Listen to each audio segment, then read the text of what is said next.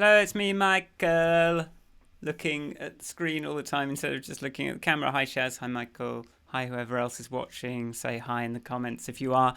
Here is my weekly update for the last 7 days. Let's have a quick jump in. Admin. I've been sort of uploading stuff to TikTok and I've been uploading clips to YouTube, and that's been going all right. And you can see I've been making making a thumbnail each time. Making a thumbnail each time, and these are all going up onto YouTube. And I did get like 600 views on TikTok of one random thing, but I have no idea what the reason was for that. And the next one was like 100, but most of mine are like 10. So, if that. So how was my week? I tried to play Sudoku on stream. That was just nonsense. I've been working on the manual controls for Shoot, which I can show you quickly. So here is my phone pointing at me. And if we've got auto, manual. You can switch the cameras with these buttons now. That's going to point sort of elsewhere.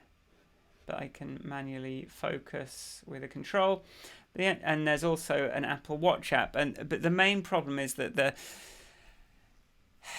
I've not got a very good source of truth, for whether or not, for what the focus values are and what the kind of automatic state is, and for handling events and all that kind of thing. And I'm a bit worried about the bugs that are going to come in, and I keep finding bugs, and I'm sort of trying to do it in this slightly slack way of just fixing them as I discover them, but it's just not going to be good enough.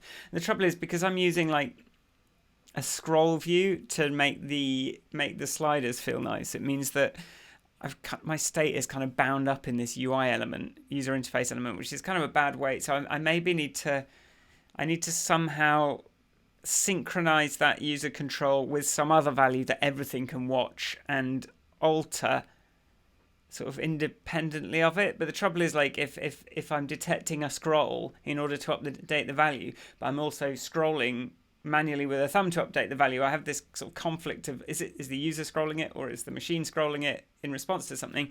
And I have sort of stuff in there, but it's all a bit hacky feeling, and I'm a bit I'm not super happy about it. We did a podcast episode this week on friendship. Sometimes you have to make an effort to nurture your friendships, and that's okay. But the main thing I did this week, the first thing I did was try to get this. I'm trying to get this see, this is like a siphon connected RGB screen effect, and the first way I tried to do that was in Vuo, which sort of looks like a bit of a mess. And so that version that you just saw, it was sort of two-dimensional. And then when I tried to make it three-dimensional in a different version, which I can show you, it's difficult because each individual, just the stuff it gives you is not really enough to do what I wanted to do. But then I was thinking about I kind of want to do a tutorial on this sort of thing. And I thought, what people want tutorials on is Unity. And I've always avoided Unity, but I thought I'll bite the bullet. I'll figure it out in Unity. And actually, I tried it a couple of different ways, but in the end, really, really happy with how it came out. So this is, it was really easy to, so this is using some various, if we do a Canon EOS 5D.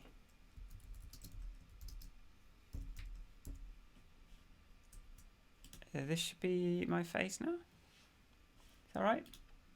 Canon EOS 5D. Should be the name of it. Let me just double check. Oh God, look at my face. Sorry. Canon EOS. Oh, because I pressed 5. Camera live.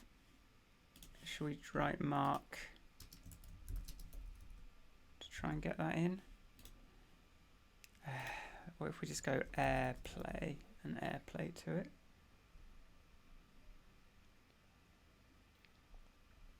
So this takes a siphon input on the Mac and then generates a air server. Oh my god, let's just try starting again because I think it should be the default. I don't think that air servered.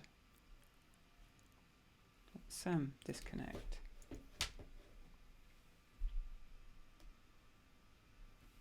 Where is sorry, just trying to figure out.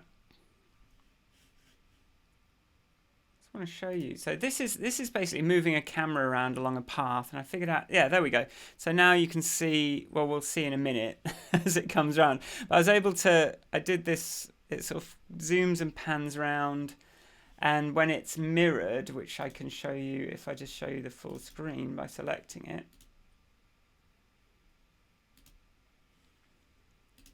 We can sort of get it quite big, and you can see that's me waving at the camera.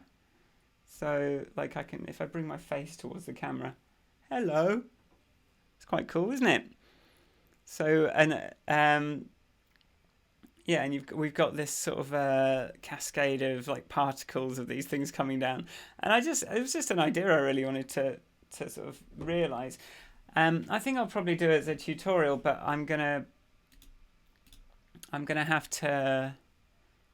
I want to like redo it because I created the thing in Blender, and then just UV coordinate mapped it across there, and it wasn't too hard. So I sort of want to do this with a slightly cooler looking sort of screen elements and see how that feels. But yeah, it came out pretty well. You can see I'm still not very sort of comfortable in Unity, but we can just see I've got 3 screen elements. I copied the same thing. I've got this particle system which should, yeah, it's like dropping these things down, and I put like a depth volume on it, post-processing volume, to get it all like, you know, sort of cinematic looking. And yeah, it turned out really well. And once I'd got everything, once I'd figured out what makes Blender Unity crash horribly and stop doing that, it was yeah, it definitely felt worth learning.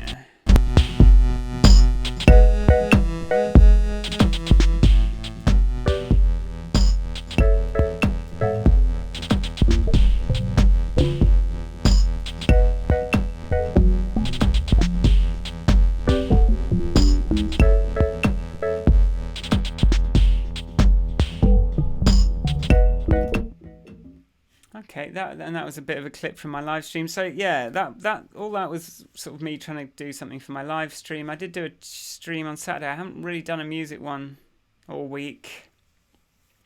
I had a look at hacking this this module. So someone asked me about like hacking this module with. So I've done a successful YouTube video showing how to hack another one of these are open source hardware modules, and I realised that it's different to how I do the other one, but I did happen to have this board that, in theory, like should let me hack it, but like upload different firmware to it. But so far, I haven't quite figured that out. But the thing that the person wanted me to do was, well, I just thought he wanted me to rearrange. There's the chord that one of the voices is like chords, and you turn this knob and it changes which chord it is. And I thought he just wanted me to change the order of the chords, and because he like pasted it in. But it turns out he actually wants me to. Someone's already done that, and it's actually in the code, and it's quite easy to compile the alternative version. But he wants me to take it from a even tempered voicing to a the other kind, like the real tuning version. I really should have. I feel a bit like I should have. What did he call it? Like when you sort of instead of equal. So a piano, all the notes have like an even difference between them, but that means that the frequency ratios aren't quite mathematically. They're not quite harmonics, but if you change it so they're harmonics, then it sort of just gives you this more pleasing tone. And that's what he wanted me to do. So I've been having a look at that today, and that's fine.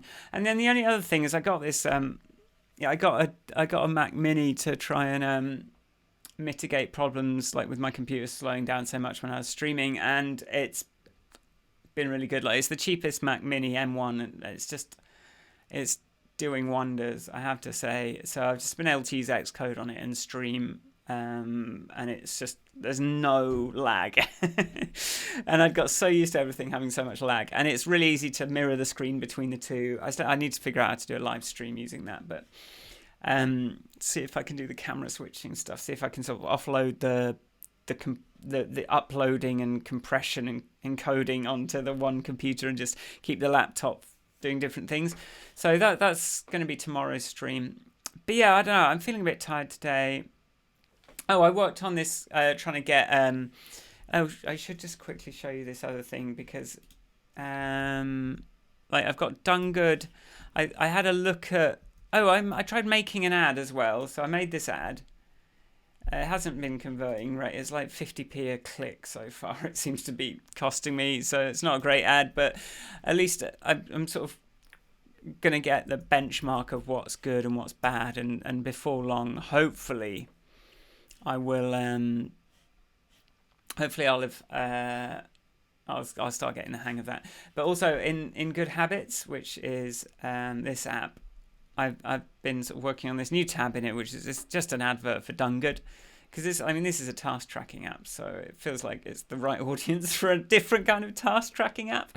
So I've sort of mostly implemented this now. I'm sort of in two minds about whether to actually put my real font in. I probably will, just so it's like consistent brand. I need to figure out the copy, but these little slider things. But I'm actually thinking maybe I should just unify the swiping, so it's like here's a thing on top, here's a thing on bottom, rather than what I've got at the moment where it's like two independent carousels. But yeah, I just want people to click on that and register for Done Good and turn those into paying customers of Done Good, and just try and get that happening. But anyway, that's about it for this week. Sorry once again, always go long. Let's have one last bit of music.